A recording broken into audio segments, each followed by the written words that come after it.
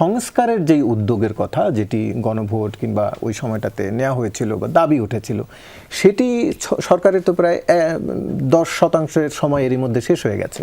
শুরু করতে এতটা বিলম্ব কেন হচ্ছে বলে মনে করেন? না, ঠিক এইরকমটা তো মনে হয় না শুরু করতে বিলম্ব। দুইটা প্রশ্নের উত্তর দিয়ে আসে। একটা হলো পলিটিক্যাল রিঅ্যালাইনমেন্ট। পৃথিবীর সব জায়গায় ডেমোক্রেটিক গভর্নমেন্ট যখন আসে, সে অর্গানাইজেশনাল লেভেলে মানে প্রত্যেক সরকারের যে সকল অর্গানাইজেশনগুলো আছে, ইনস্টিটিউটগুলো আছে, অর্গানাইজেশনাল লেভেলে পরিবর্তন করবেই তার লোক দিয়ে। এটাই স্বাভাবিক। আপনি ধরেন বিএনপির 31 দফা আছে, এনসিপির আরেকটা আছে, জামাতের আরেকটা আছে। যেই সরকার গঠন করবে সে তার ম্যানিফেস্টোটাকে এগিয়ে নিয়ে যাওয়ার জন্য ওই সংগঠনে তার নেতৃত্বে বসাতে চাইবে। তাহলে তার এটা ফ্যাসিলিটেট করবে কে? কিন্তু সে তো কমিটমেন্ট দিয়েছে 31 দফা বাস্তবায়ন করবে ধরেন, বা ওই ম্যানিফেস্টোটা বাস্তবায়ন করবে। তাহলে তার ম্যানিফেস্টোটা কি ধরেন জামাতের কোনো ব্যক্তিকে বসালে বাস্তবায়ন হবে? এইটা যে আমরা বলি না, তাহলে কি বিএনপি তার নিজের লোক বসাবেন না অন্য দলের লোক বসাবে? বা অন্য দল ক্ষমতা আসলে সেটি অ্যাডমিনিস্ট্রেশন বা অন্যান্য ক্ষেত্রে ঠিক আছে, কিন্তু সাংবিধানিক যে পদগুলো পৃথিবীর কোনো দেশেই আপনি কি আপনার এই প্রতিষ্ঠানে যারা আছেন তারা কেউ নিরপেক্ষ আছেন?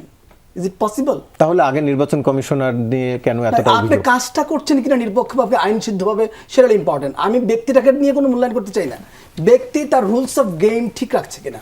যদি রুলস অফ গেম ভায়োলেট করে, সে যে ব্যক্তি হোক, যে দলেরই হোক, আমি এটাকে অ্যাকসেপ্ট করতে চাই না। আপনাকে একটা উদাহরণ দিই। প্রফেসর ইউনূস সাহেব অত্যন্ত রেসপেক্টেড লোক, এবং একটা জটিল পরিস্থিতিতে উনি ক্ষমতা নিয়েছেন, আমাদেরকে অনেক সহযোগিতা করেছেন। কিন্তু আপনি দেখেন এই যে মানবাধিকার কমিশনটা জাস্ট নির্বাচনের 3-4 দিন আগে কমিশনারদের নিয়োগ দিয়ে গেল। এটা তো খুব স্বাভাবিক প্রক্রিয়া যে নির্বাচিত সরকারের জন্য রেখে যাওয়া।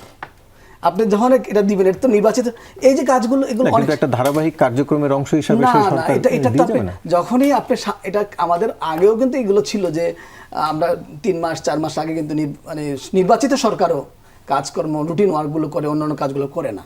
তো এই যে কাজগুলো, এগুলো হয়তো আমি ইন্টেনশনালি দেখতে চাই না, কিন্তু কিছু বিকৃতি তো ছিল। এখন এই জায়গা থেকে হোক, অন্য জায়গা থেকে হোক, এই যে পলিটিক্যাল রিঅ্যালাইনমেন্টের কথা আপনাকে যেটা বললাম, যে সরকার নিজের লোক বসাবেই, এটাই স্বাভাবিক, এবং তার ম্যানিফেস্টো বাস্তবায়ন করতে নিজের লোক লাগবে। কিন্তু নিজের লোক ক্ষমতায় বসে, প্রতিষ্ঠানে বসে দুর্নীতি করছে, ওরা যদি থাকে, অপরাধ যদি করে থাকে, অবশ্যই তাকে কন্ডেম করতে হবে, এতে কোনো সন্দেহ নাই। আর আরেকটা বিষয় আপনি ছোট করে উত্তর দিয়ে, সেটা হলো যে সিম্বলিক রিপ্রেজেন্টেশন। আমরা কিন্তু লম্বা সময় ধরে, এটাও স্যার জিসু বলছেন, যে লম্বা সময় ধরে কিন্তু একটা প্রধানমন্ত্রী জেস্টার চেয়েছিলাম, যে বাংলাদেশে কিন্তু কর্তৃত্ববাদী প্রধানমন্ত্রী অটোমেটিক ছিল, মানে যে কোনো প্রধানমন্ত্রী, কিন্তু সেই জায়গাটা না, এটা তো লিডারশিপের জায়গাতে টপ ডাউন থেকে যদি কখনো শুরু হয়, তাহলে কিন্তু বটম আপের একটা রিপ্রেজেন্টেশন থাকে, যে আমরা আলাপ করছি।